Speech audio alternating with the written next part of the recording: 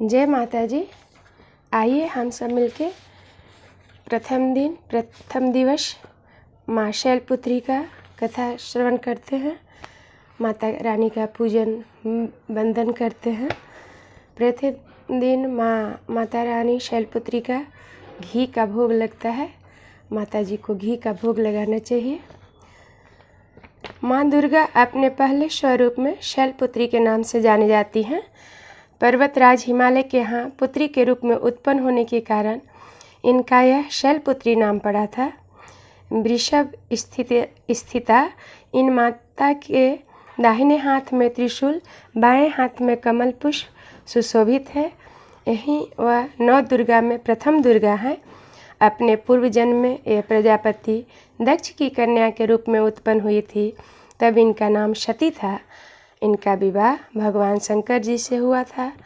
एक बार प्रजापति दक्ष ने एक बड़ा यज्ञ किया।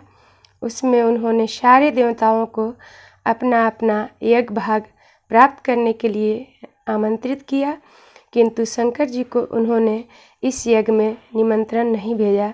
सती ने जब सुना कि हमारे पिता एक अत्यंत विशाल यज्ञ का अनुष्ठान कर रहे हैं, तब वहाँ जाने के लिए उनका मन विकल हो उठा। अपनी यह इच्छा उन्होंने शंकर जी को बताई।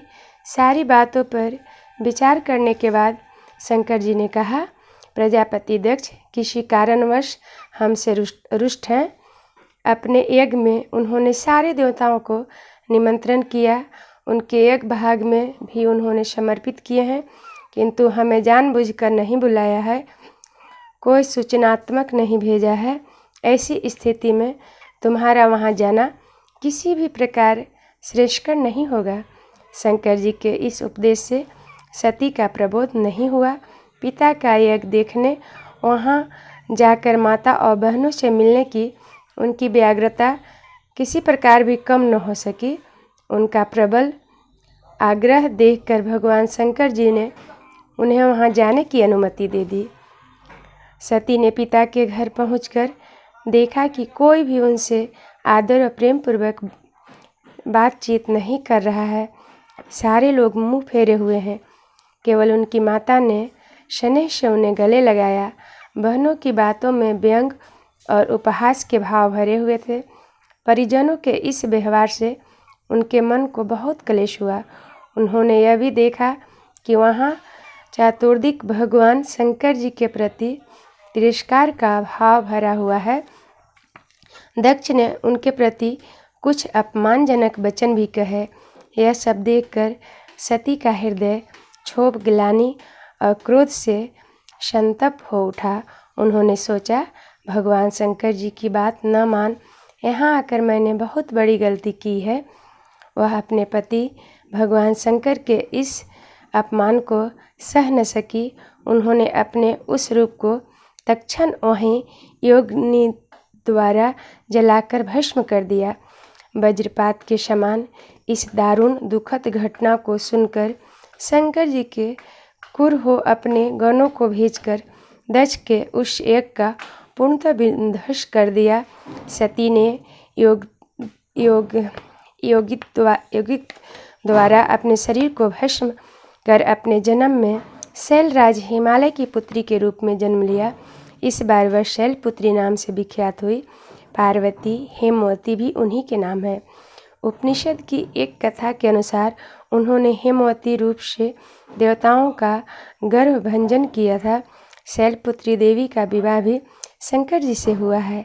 पूर्व जन्म की भांति इस जन्म में भी वह शिव जी की अर्धांगिनी बनी।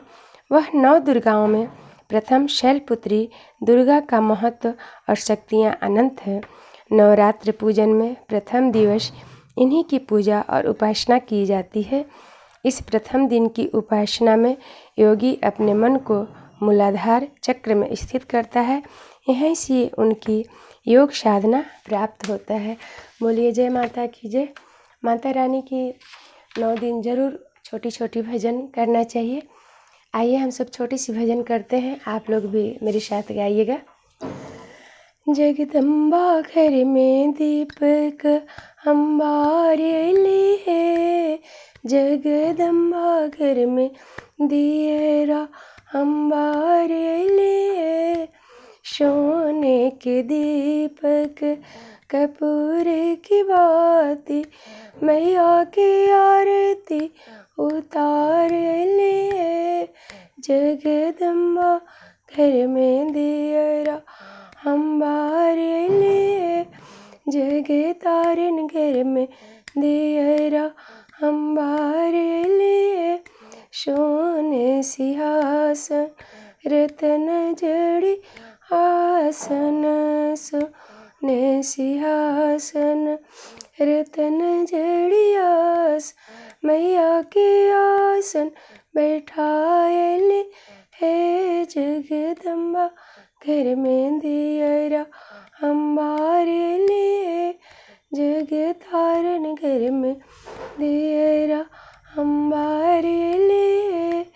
हलवा और पूड़ी का भोग बनावल, हलवा और पूड़ी का भोग बना मैया के भोग लगाए ले।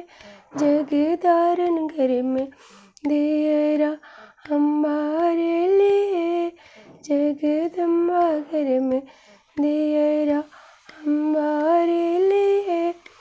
सोने की झूला रेशम की डोरी, सोने की झूला रेशम की डोरी मैया के झूला झुलाए ले। जगदम्बा घर में दियरा हमारे लिए, जगह तारन घर में दियरा हमारे लिए।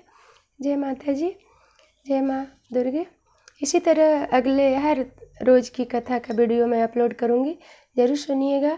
माता रानी की कथा ज़रूर सुनना चाहिए नवरात्र में। जो व्रत हैं उन्हें तो सुनना ही चाहिए, जो व्रत नहीं है उन्हें भी कथा सुनना चाहिए और सुबह शाम माँ की आरती करना चाहिए।